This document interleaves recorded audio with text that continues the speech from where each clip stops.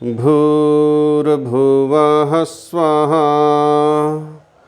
तत्सवितुर्वरेण्यं भर्गो देवस्य धीमहि धियो यो नः प्रचोदयात्।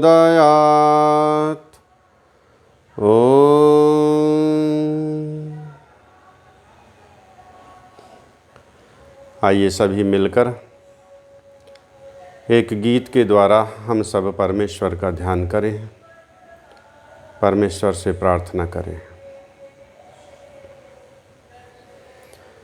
ओम सुख कंद से सच्चिदानंद से याचना है, श्रेय पथ पर चलूं कामना है।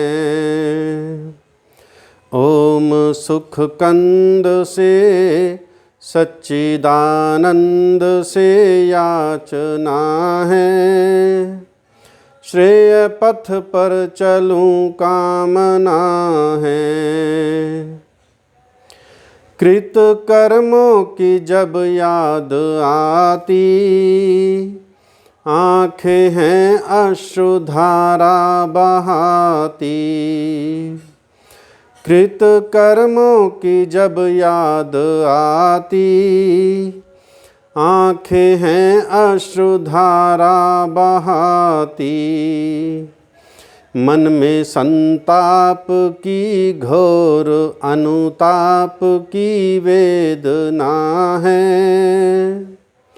श्रेय पथ पर चलूं कामना है। ओम सुख कंद से सच्चिदानंद से याचना है, श्रेय पथ पर चलूं कामना है। पाया नर्तन ना प्रभु प्रार्थना की, कुछ भी ना ईश आराधना की। पाया नर्तन ना प्रभु प्रार्थना की, कुछ भी ना ईश आराधना की। मन में तृष्णा भरी काम मद लोभ की वासना है, श्रेय पथ पर चलूं कामना है। ओम सुख कंद से सच्चिदानंद से याचना है, श्रेय पथ पर चलूं कामना है।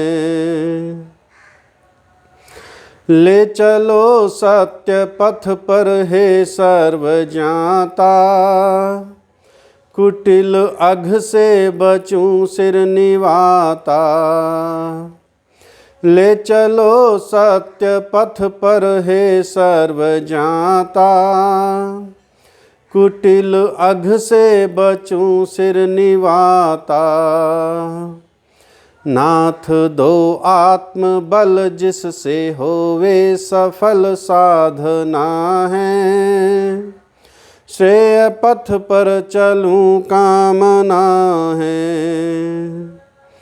ओम सुख कंद से सच्चिदानंद से याचना है, श्रेय पथ पर चलूं कामना है। श्रेय पथ पर चलूं कामना है, श्रेय पथ पर चलूं कामना है। ओम परमपिता परमात्मा से इस गीत के माध्यम से हम सब ने प्रार्थना की कि वह परमपिता परमात्मा हम सब को ऐसी बुद्धि दे, ऐसी प्रेरणा दे। हम सब श्रेय मार्ग पर ही बढ़ना चाहते हैं, लेकिन क्या करें, मन में तो वासनाएं भरी हुई हैं, पाप की संताप की वेदना भी हमारे अंदर है। उस सब का हम उस परमेश्वर के सामने स्वीकार भी कर रहे हैं और परमेश्वर से प्रार्थना भी कर रहे हैं कि वह परमेश्वर हमें ऐसा आत्मिक बल प्रदान करे। यह आत्मिक बल ही हमें उस श्रेय मार्ग की ओर ले जाता है। इस आत्मिक बल की प्राप्ति के लिए ही हम प्रातः सायं परमेश्वर की उपासना करते हैं। जितना जितना अधिक हम परमेश्वर की उपासना करते हैं, परमेश्वर का ध्यान करते हैं, उतना ही परमेश्वर से हमें आत्मिक बल, बौद्धिक बल, मानसिक बल, शारीरिक बल की प्राप्तियां होती हैं। परमेश्वर की उपासना का, परमेश्वर की पूजा का केवल एकमात्र उपाय है अष्टांग योग। दूसरा कोई मार्ग नहीं है परमेश्वर की प्रार्थना का। लौकिक व्यवहार में अनेकों प्रार्थनाएं हैं, अनेकों प्रकार की पूजा पद्धतियां हैं। ये सब पूजा पद्धतियां हमारी अपनी काल्पनिक सोच पर आधारित हैं। इनका कोई प्रमाणिक सिद्धांत नहीं है। वेद आदि सत्य शास्त्रों में इस प्रकार का कहीं कोई विधान नहीं है। वेद आदि सत्य शास्त्रों में परमेश्वर की उपासना का एकमात्र उपाय अष्टांग योग है, कोई दूसरा उपाय नहीं है। नान्या पंथा विद्यते अयनाय। वह परमेश्वर एक है, परमेश्वर की पूजा पद्धति भी एक है, उसकी उपासना पद्धति भी एक है। जब तक हमारे राष्ट्र में वेद विद्या का प्रचार प्रसार चलता रहा, वेद विद्या के उपदेशक रहे, यह तो ऋषियों की भूमि है, और जब तक इस राष्ट्र में ऋषि परंपरा चलती रही तब तक वेद विद्या का प्रचार प्रसार चलता रहा। हमारे अपने मकान के बराबर में मंदिर है और बचपन में हम मंदिर जाया करते थे, अब तक गए हैं। अभी 2016 से बंद किया है, उसके पूर्व खूब मंदिर जाते थे। जब तक पता नहीं था मार्ग का तो बचपन से जाते थे, जब छोटे छोटे थे तब भी मंदिर जाते थे। लेकिन उस समय हम जाते थे मंदिरों में, सुबह शाम आरतियां होती थीं, जागरण होते थे, कीर्तन होते थे। अब तो वह भी नहीं होते हैं।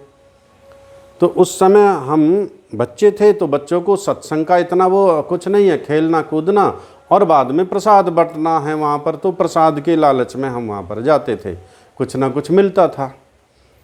तो एक बार मेरे याद है, बचपन की कहानी है, तो वहाँ पर एक लोग आए हुए थे बाहर के और उन्होंने भजन मंदिर में बैठ कर के वो भजन गुनगुना रहे, गाया था उन्होंने। तो उसकी पंक्तियाँ थी, ओ सपूतो तुम भारत की तकदीर जगा दो, हम ऋषियों की संतान हैं, दुनिया को बतला दो। ये हमारा सौभाग्य है कि हमारा जन्म इसी राष्ट्र में हुआ जहाँ पर सृष्टि के प्रारंभ में परमेश्वर ने ये वेद जान दिया। हमारा सौभाग्य है कि यही भूमि हमारी ऋषियों की भूमि रही है। आपने कहीं इतिहास में नहीं पढ़ा होगा कोई ऋषि किसी फ्रांस में, अमेरिका में, इंग्लैंड में, जापान में, रूस में कोई पैदा हुआ हो। विद्वान विचारक हो सकते हैं बहुत से पैदा, ऋषि कोई भारतवर्ष के अतिरिक्त पैदा नहीं हुआ है। आज ईसाई लोग लिखते हैं सबके नाम के पूर्व सेंट लगा रखे हैं, जितने भी स्कूल खुले हुए हैं गली गली नगर नगर, सब के नाम के पूर्व सेंट उन्होंने लगा दिया, सब संत बना दिए हैं उन्होंने। लेकिन ऋषि कहते हैं मंत्र दृष्टा रहो, जो मंत्र का दृष्टा होता है, अर्थात जिसने परमेश्वर का साक्षात किया है समाधि में बैठकर। वह विद्या चूंकि हमारे राष्ट्र में थी, ये विद्या यहाँ पर थी, इस विद्या को गुरुकुल शिक्षा पद्धति में पढ़ाया जाता था। इसीलिए हमारी जो यह भारत भूमि है वह ऋषियों की भूमि थी। और जब तक ऋषि परंपरा चलती रही तब तक यहाँ विद्वान पैदा होते रहे। महाभारत काल पर्यंत अनेक ऋषि इस भारत भूमि पर पैदा होते रहे। महाभारत काल में भी अनेक ऋषि हुए हैं। ऋषि दुर्वासा का प्रकरण आता है और व्यास जी का आता है, जैमिनी जी का आता है। लेकिन महाभारत काल के बाद जब यह व्यवस्था छिन्न भिन्न हुई, जब गुरुकुलीय शिक्षा पद्धति छिन्न भिन्न हुई, ऋषि पैदा नहीं हुआ भारतवर्ष में। लगभग 5000 वर्षों के बाद एक ऋषि दयानंद पैदा हुए। ये हमारा सौभाग्य था कि हम सबको, और ये केवल हमारा ही नहीं, संपूर्ण विश्व की मनुष्य जाति का सौभाग्य था कि जिन्होंने इस विद्या को, जो लुप्त प्राय हो चली थी, उस विद्या को पुनर्स्थापित किया और हम सबके समक्ष प्रस्तुत किया। परमेश्वर का जो सत्य स्वरूप था उसे हम सबके समक्ष प्रस्तुत किया। ईश्वर का, आत्मा का, प्रकृति का, तीनों का वर्गीकरण करके, तीनों का विभाजन उन्होंने जैसा है वैसा का वैसा ही हमारे समक्ष रख दिया। हम ठीक ठीक समझ सके। वही पूजा पद्धति, वही उपासना पद्धति और ऋषियों के दृष्टांत देकर, वेद के दृष्टांत देकर ऋषि दयानंद ने अपना कोई मत प्रचारित नहीं किया। और उन्होंने लिखा भी, जो ब्रह्मा से लेकर जैमिनी ऋषि मुनि पर्यंत ऋषियों की मान्यता है वही मेरी मान्यता है, जो उन ऋषियों का मत है वही मेरा मत है। उपासना पद्धति को ऋषि पतंजलि ने हम सबके समक्ष प्रस्तुत किया है। उसी अष्टांग योग पर हम चर्चा कर रहे हैं। अष्टांग योग जैसा इसके नाम से ही स्पष्ट हो रहा है, जिसके 8 अंग हैं, यम, नियम, आसन, प्राणायाम, प्रत्याहार, धारणा, ध्यान, समाधि, 8 अंग हुए इस उपासना के। यम नियम पर हम चर्चा कर चुके हैं। 5 यम: अहिंसा, अकारण किसी को कष्ट न देना, सत्य, जैसा मेरे मन में हो, जैसा मेरी आत्मा में हो, उसी को प्रमाणों से सुपरीक्षित करके मैं बोलूं यह सत्य। अस्तेय, बिना अनुमति के किसी की कोई वस्तु ना लूं। ब्रह्मचर्य, वीर्य निग्रह, ईश्वर चिंतन, वेदाध्ययन, ज्ञानार्जन निरंतर करते रहना। अपरिग्रह, अनावश्यक वस्तुओं का संग्रहण न करना। ये 5 यम जो उपासना पद्धति का प्रथम चरण है, जो हमें इस ओर प्रेरित करता है। दूसरा नियम, प्रथम शौच, बाह्य शौच, अभ्यंतर शौच, बाहर की स्वच्छता, शरीर का स्वच्छ रखना, वस्त्रों को स्वच्छ रखना, अपने आसपास का वातावरण स्वच्छ रखना। और अभ्यंतर शौच, मन बुद्धि आत्मा को पवित्र रखना। संतोष, अपने पूर्ण पुरुषार्थ के बाद जो परमेश्वर की न्याय व्यवस्था से फल मिलता है उसी पर संतुष्ट रहना। तप, श्रेष्ठ कार्यों की सिद्धि के लिए तप करना, कष्ट सहना, भूख प्यास, सर्दी गर्मी, लाभ हानि, निंदा स्तुति, यश अपयश, सबको सहन करना। और इस मनुष्य जीवन का जो सर्वोत्तम लक्ष्य है, जो सर्वश्रेष्ठ लक्ष्य है, जो सर्वश्रेष्ठ सिद्धि है, वह मोक्ष की सिद्धि है। उसी के लिए हमें शरीर मिला। तो इस मोक्ष सिद्धि के लिए जितना भी हमें तप करना पड़े, जितना भी हमें स्वाध्याय करना पड़े, जितना भी हमें पुरुषार्थ परिश्रम करना पड़े, हम सब करते रहें।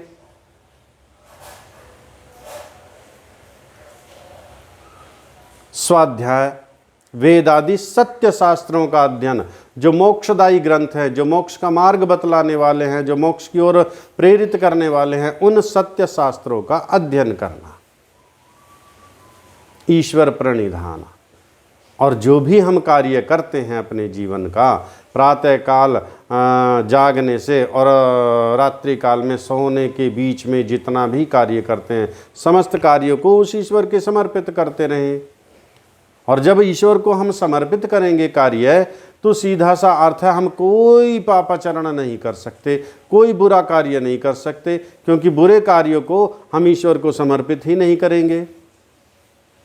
मंदिर भी यदि हम जाते हैं तो स्नान करके जाते हैं। हम जानते हैं कि वह परमेश्वर का घर है, यद्यपि परमेश्वर तो सर्वव्यापक है, लेकिन जिनकी इतनी मान्यता है, जो ईश्वर के स्वरूप को ठीक ठीक नहीं जानते, वे भी इतना तो जानते हैं कि परमेश्वर शुद्ध बुद्ध नित्य मुक्त है और परमेश्वर शुद्ध है। संध्या के मंत्रों में आता है अनीकम। तो इतना वे परमेश्वर के ठीक ठीक स्वरूप को नहीं जानते, फिर भी जानते हैं कि परमेश्वर के पास जाना है, ईश्वर के पास जाना है, मंदिर में जाना है तो स्नान करके ही जाना है, बिना भोजन किए जाना है। पहले हम ईश्वर का धन्यवाद कर लें, उसकी हम स्तुति कर लें, उसकी हम उपासना कर लें, उसके बाद भोजन करेंगे। भले ही वो उनका विधि वो नहीं जानते ठीक ठीक, लेकिन जाते स्नान करके हैं।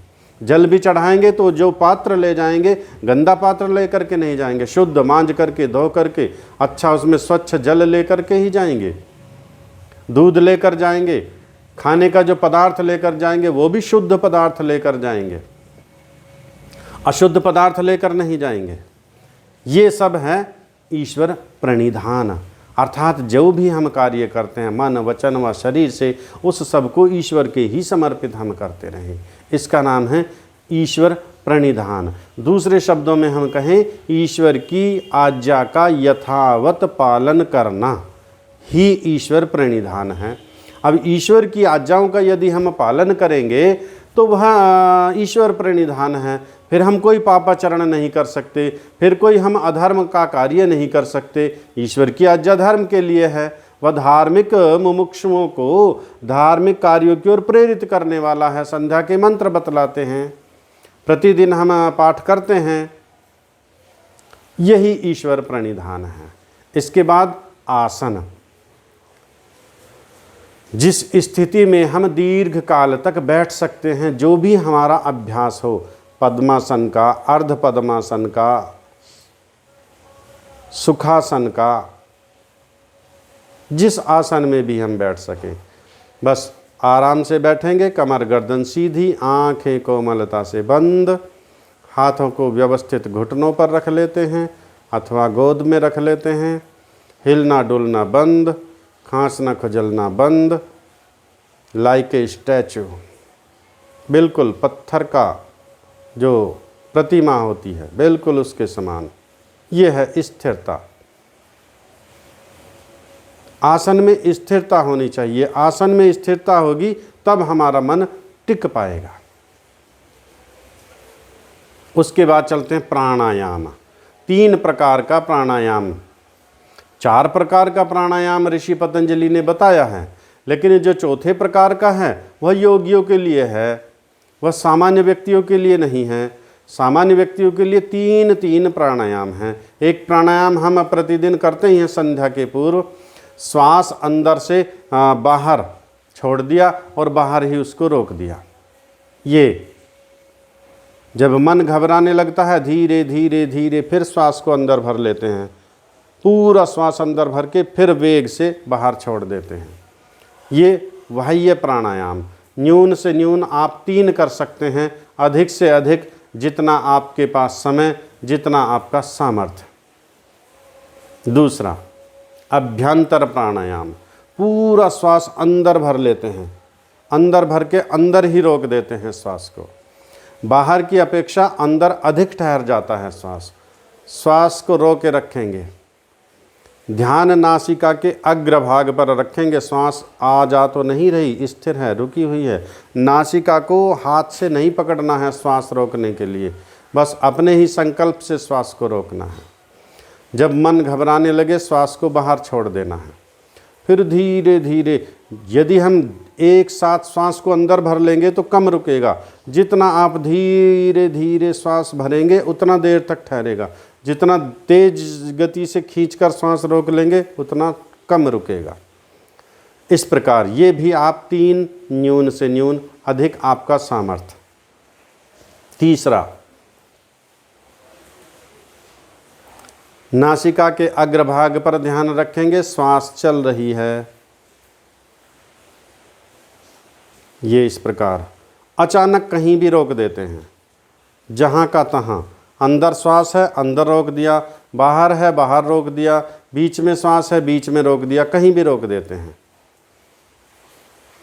और वहीं पर रोके रखते हैं जब तक घबराहट ना हो। घबराहट होने पर श्वास को छोड़ देंगे, पुनः उसी प्रकार श्वास प्रश्वास चलता रहेगा। अचानक कहीं भी रोक देंगे। न्यून से न्यून 3, अधिक से अधिक सामर्थ्यानुसार, समयानुसार, ये आपका प्राणायाम। इसके आगे चलते हैं प्रत्याहार। ये प्राणायाम भी अत्यधिक महत्वपूर्ण है। मन और आत्मा को, ये मन ये आत्मा, इन दोनों को एक साथ बांधने के लिए ये रस्सी का कार्य करता है। प्राणायाम को कहते हैं मन को आत्मा के साथ जोड़ने का यह कार्य करता है।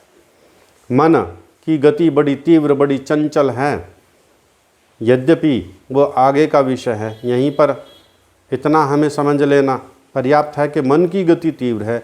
इसको नियंत्रित किस प्रकार किया जाए, तो जितना जितना हम प्राणायाम का अभ्यास बनाएंगे मन हमारा नियंत्रित होता चला जाएगा। मन को विद्वान लोग कहते हैं जिस प्रकार एक खुले वन में सिंह को नियंत्रित करना कितना कठिन कार्य है, बब्बर शेर को पकड़ना खुले जंगल में,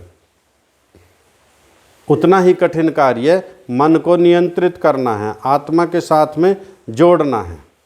ये प्राणायाम का कार्य करता है। उसके आगे चलते हैं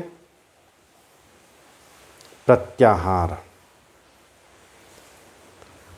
प्रत्याहार को समझेंगे। मन एक समय में एक ही कार्य करता है। जब मन इंद्रियों के साथ जुड़ता है, आँख के साथ, कान के साथ, नाक के साथ, जिह्वा के साथ, त्वचा के साथ, इस सब की जानकारी वह आत्मा को कराता है। बाह्य विषयों के साथ जब मन जुड़ता है तो ये इंद्रियों से जुड़ेगा। इंद्रियों जो हमारी जो ज्ञानेंद्रियां हैं, इनकी गति बहिर्मुखी है, ये बाह्य विषयों का ही ग्रहण करती हैं। आँख से आप नहीं देख सकते आपके पेट में कीड़े हैं, आपकी किडनी खराब है, आपके लीवर में क्या है, आपके उदर में क्या है, आप नहीं देख सकते पेट के अंदर क्या है, क्योंकि इसकी गति बहिर्मुखी है। बनाया ही ईश्वर ने इसको बहिर्मुखी है। बाह्य विषयों का ग्रहण करने के लिए ही ये इंद्रियां हैं। इनके साथ मन जुड़ा रहता है और वो उसका ज्ञान कराता रहता है आत्मा को। अब इस मन को हम अंतर्मुखी करते हैं, बहिर्मुखी की बजाय अंतर्मुखी। ये देखिए, समझने का प्रयास करेंगे। 3, ये आपका बाह्य इंद्रियां, ये मन, और ये कहेंगे हम चित्त। ये मन जब बाह्य विषयों के साथ जुड़ेगा आत्मा का ज्ञान कराता रहेगा, और जब ये चित्त के साथ जुड़ेगा, बाह्य विषयों से कट कर जब ये चित्त के साथ जुड़ता है, तब इसको हम कहते हैं प्रत्याहार। अर्थात जब चित्त के साथ जुड़कर फिर ये परमात्मा का, मन और चित्त एक ही विषय है, एक ही वस्तु है, ये दो वस्तुएं नहीं हैं। लेकिन जब मन इंद्रियों के साथ जुड़कर आत्मा का ज्ञान कराता है तो इसको हम मन कहते हैं, और जब ये अंतर्मुखी होकर आत्मा को ज्ञान कराता है तब इसको हम चित्त कहते हैं। जितने भी हम जानकारियां प्राप्त करते हैं उन सबको भी इसी मन के अंदर समाहित रखते हैं, उसको हम चित्त कहते हैं। अब परमेश्वर के साथ जुड़ना, आत्मा को परमेश्वर के साथ जोड़ना, चित्त को आत्मा को परमेश्वर के साथ जोड़ना, ये प्रत्याहार कहलाता है। इसका हम अभ्यास इस प्रकार से करते हैं, कल इसका अभ्यास करा देंगे पूरे उसका। अष्टांग योग के जितना ये नियम है, अगले को हम देखते हैं। धारणा, प्रत्याहार के बाद अगला चरण है धारणा। धारणा के विषय में ऋषि पतंजलि कहते हैं देश बंध चितस्य धारणा। देश कहते हैं स्थान को, और बंध मीन्स बांध देना, रोक देना, टिका देना। चितस्य मीन्स चित्त को, चित्त की गति को एक स्थान पर रोक देना, चित्त को एक स्थान पर ठहरा देना ही धारणा कहलाता है। यानी मन को, चित्त को हम एक स्थान पर रोक देते हैं। कहाँ रोकेंगे? ये आप स्वतंत्र हैं, कहीं भी रोक सकते हैं, कंठ में, भ्रू मध्य में, नाभि में, हृदय प्रदेश में। अब चूंकि हृदय प्रदेश में परमात्मा का साक्षात्कार सबसे सरल रूप में होता है, इसलिए जो ये हमारा हृदय प्रदेश है यहीं पर हम उसे टिकाने का अभ्यास करते हैं। इसी का नाम है धारणा। और जब ये एक स्थान पर टिक जाता है, अब आपने मन को रोका, मन को आपने नासिका के अग्रभाग पर रोका, जिह्वा के अग्रभाग पर रोका, कंठकूप में रोका, नाभि पर रोका, हृदय प्रदेश पर रोका। एक स्थान पर कहीं भी रोक कर देखिए, आपको पता चलेगा 10 सेकंड में ही भाग निकला। ये तो पता ही नहीं चला कब में हट गया। हमने तो ध्यान यहाँ लगाया था हृदय प्रदेश में, ये तो सिर पर पहुँच गया, ये तो शरीर से भी बाहर पहुँच गया। फिर लाइए पुनः पकड़ के, फिर वहीं पर केंद्रित कीजिए। बार बार ये भागता रहेगा, क्योंकि हमें अभी अभ्यास नहीं है। आप ड्राइविंग सीख रहे हैं, गाड़ी चलाना सीख रहे हैं, अभ्यास है नहीं गाड़ी चलाने का, ना ब्रेक का पता, ना एक्सीलेटर का पता, ना क्लच का पता, ना गियर का पता, स्टीयरिंग पर भी नियंत्रण नहीं है। अभी आप ले जाना चाह रहे हैं इधर, गाड़ी दौड़ रही है उधर, कभी इधर भागेगी, कभी उधर भागेगी, कभी इधर भागेगी, कभी उधर भागेगी। जब आपका इस समस्त इसके जो उपकरण हैं नियंत्रण हो जाएगा, क्लच पर भी, ब्रेक पर भी, गियर पर भी, एक्सीलेटर पर भी, स्टीयरिंग पर भी पूर्ण नियंत्रण हो जाएगा, तब गाड़ी कहीं नहीं भागती। फिर क्या करते हो, एक हाथ से स्टीयरिंग भी पकड़ रहे हैं, एक हाथ से फ़ोन भी सुन रहे हैं, उसके बाद भी दृश्यों को भी देखते जा रहे हैं, इधर क्या हो रहा, उधर क्या हो रहा, सामने कौन जा रहा। पूर्ण नियंत्रण है, गाड़ी आराम से चल रही है। जब तक नियंत्रण नहीं होगा आप इधर उधर नहीं देख सकते, बीच में फ़ोन नहीं सुन सकते, दोनों हाथों से स्टीयरिंग को भी बड़ा कस करके पकड़ते हैं। जब अभ्यास बन जाता है फिर आराम से गाड़ी चलती रहेगी, एक हाथ से ही आप चलाते रहेंगे गाड़ी। फ़ोन आया बीच में, फ़ोन भी सुन लिया, दृश्य भी देख लिया इधर उधर का, अर्थात ये पूर्ण नियंत्रण हो गया। इसी का नाम धारणा है। जब हम एक स्थान पर इसको टिकाने में सक्षम हो जाते हैं तभी हम ध्यान करने में सफल होते हैं। यदि धारणा नहीं बनेगी तो ध्यान नहीं कर सकते। धारणा अर्थात मन को, चित्त को एक स्थान पर रोक देना, अब टिका देना। यहाँ हृदय प्रदेश में टिका दिया, परमेश्वर मेरे अंदर बाहर विद्यमान है, मेरे ऊपर नीचे सर्वत्र व्यापक है, मैं परमेश्वर के अंदर डूबा हूँ। इसका फिर हम ध्यान प्रारंभ करते हैं। ध्यान कहते हैं तत्र प्रत्येकतानता ध्यानम। कितना सुंदर इसका उदाहरण दिया योग दर्शन में। जिस प्रकार तेल छोड़ते हैं ना, ऊपर से हम तेल छोड़ते हैं और तेल को ऊपर से छोड़ा हमने नीचे एक पात्र में रखने के लिए। अब इसकी जो धार बन रही है वो बिल्कुल स्थिर है, वो लड़खड़ा नहीं रही है। इस प्रकार बिल्कुल सीधी रेखा में वो तेल ऊपर से गिर रहा है बिना हिले डुले। ये होता है ध्यान। तत्र प्रत्येकतानता ध्यानम, जहाँ एक तानता बनी रहे, अर्थात बिल्कुल जहाँ पर हमने मन को टिकाया है, जहाँ धारणा की थी वहीं पर ध्यान किया हुआ है और परमेश्वर का ध्यान है, दूसरा विषय नहीं आ रहा है। इसीलिए भिन्न भिन्न ऋषियों ने भिन्न भिन्न रूप से इसको परिभाषित किया। ध्यानम निर्विषयम मनः, ध्यान की ये परिभाषा दी। निर्विषयम मनः अर्थात मन में जब कोई विषय ही ना हो उसी का नाम ध्यान है। ऐसा तो हो नहीं सकता कि मन में कोई विषय ही ना रहे, क्योंकि परमेश्वर सर्वव्यापक है, वह तो मन के अंदर भी है। मन से आप सारी चीज़ों को निकाल सकते हो, ईर्ष्या को, राग को, द्वेष को, हर्ष को, शोक को, स्तुति को, लाभ को, हानि को। ईश्वर के विषय को कैसे हटा दोगे? ईश्वर तो विद्यमान रहेगा वहीं पर। इसी का नाम ध्यान है, इसी का नाम निर्विषयम मना है, अर्थात अन्य सब विषय मन से निकाल देना, केवल एक ईश्वर का विषय रह जाएगा। इसी का नाम ध्यान है। और जहाँ पर हमने धारणा की वहीं पर हम ध्यान करते हैं।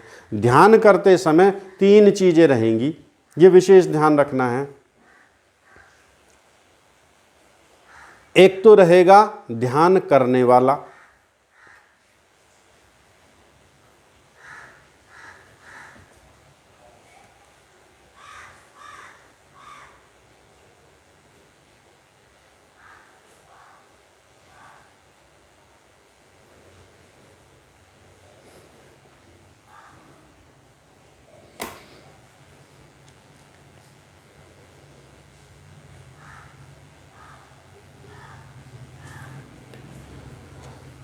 आ गई जी आवाज़? अब आ गई? हाँ, अब आ रही है आवाज़? आ गई आवाज़ अब? हाँ, वो लैपटॉप पर चल रहा था ना, वो बंद हो गया अचानक। अब ये मैंने मोबाइल पे स्टार्ट किया है। ध्यान करने में 3 चीज़ें, एक तो ध्यान करने वाला है। ध्यान कौन कर रहा है? अर्थात आत्मा। आत्मा ही तो ध्यान करता है। एक ध्यान करना किसका है? परमात्मा का। तो आत्मा रहेगा, परमात्मा रहेगा। ध्यान किसके माध्यम से किया जाएगा? क्योंकि आत्मा इतना सामर्थ्यवान नहीं है, उसे अपने प्रत्येक कार्य करने के लिए उपकरणों की आवश्यकता होती है। देखने का कार्य करेगा, नेत्रों की आवश्यकता है। सुनने का कार्य करेगा तो कानों की आवश्यकता है। अब ये परमेश्वर का ध्यान करता है मन के माध्यम से। तो यहाँ पर आत्मा, मन और परमात्मा 3 चीज़ें रहती हैं ध्यान की स्थिति में। और यही ध्यान जब दीर्घ काल तक होता है, जब बिना हटे होता है, तब यह समाधि में पहुँच जाता है। और समाधि में ये तीनों एक हो जाते हैं। मन की भी वहाँ पर कोई आवश्यकता नहीं रहेगा, तो आत्मा के साथ ही, लेकिन वो परमात्मा से इस प्रकार जुड़ गया, सीधा संपर्क हो गया। अब वहाँ पर मन की आवश्यकता नहीं रही। आत्मा भी एक, परमात्मा भी एक। उसी स्थिति में कहते हैं अहम ब्रह्मास्मि, जिसका बहुत सारे लोग गलत अर्थ लगाते हैं। अहम ब्रह्मास्मि का अर्थ हो गया मैं ब्रह्म के जैसा हूँ। मैं ब्रह्म तो नहीं बन सकता, मैं ईश्वर नहीं बन सकता, लेकिन बिल्कुल ईश्वर के जैसा ही हो गया, क्योंकि अब मैं उसके स्वरूप में निमग्न हूँ। अब राग द्वेष से दूर हूँ, छल कपट से दूर हूँ, ईर्षा से दूर हूँ, मोह आदि दुर्गुण दुर्व्यसनों से दूर हूँ। अब जैसा परमेश्वर का स्वरूप, परमेश्वर कैसा? आनंद स्वरूप, और मैं भी अब आनंद स्वरूप हो गया हूँ। तो बिल्कुल परमेश्वर के जैसा उस समय आत्मा अति प्रसन्न होता है। तब वह कह उठता है अहम ब्रह्मास्मि, अब मैं बिल्कुल ब्रह्म के समान हो गया, अब बिल्कुल ईश्वर के जैसा आनंद स्वरूप हो गया। अब ईश्वर के जैसा वह सर्वज्ञ नहीं हो सकता, ईश्वर के जैसा वह सर्वशक्तिमान नहीं हो सकता, ईश्वर के जैसा वह सर्वव्यापक नहीं हो सकता। फिर भी कह रहा है अहम ब्रह्मास्मि, मैं ब्रह्म के जैसा हूँ, मैं आनंद मग्न हो गया। अत्यधिक उष्णता में, गर्मी में आप सरोवर में डुबकी लगाते हैं, तालाब में डुबकी लगाते हैं, ठंडा शीतल जल। अब कुछ मिनट बाद आपका शरीर बिल्कुल जैसा सरोवर का तापमान, टेम्परेचर, उसी के अनुरूप हो जाता है। ऐसा ही जब आप परमेश्वर के स्वरूप में निमग्न हो जाएंगे समाधि में पहुंचकर, तब बिल्कुल उसी के जैसा आनंद स्वरूप जीव हो जाता है। तब वह कहता है अहम ब्रह्मास्मि। यह है हमारा अष्टांग योग की पद्धति। इसे हम कल विधिवत प्रारंभ करेंगे। कल से हम उपासना को विधिवत प्रारंभ करेंगे। आइए अब हम सब, हाँ जी बोलो। हाँ पूछो। हाँ जी।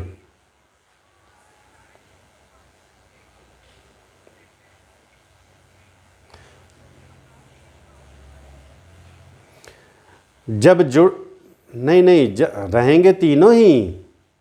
जब तक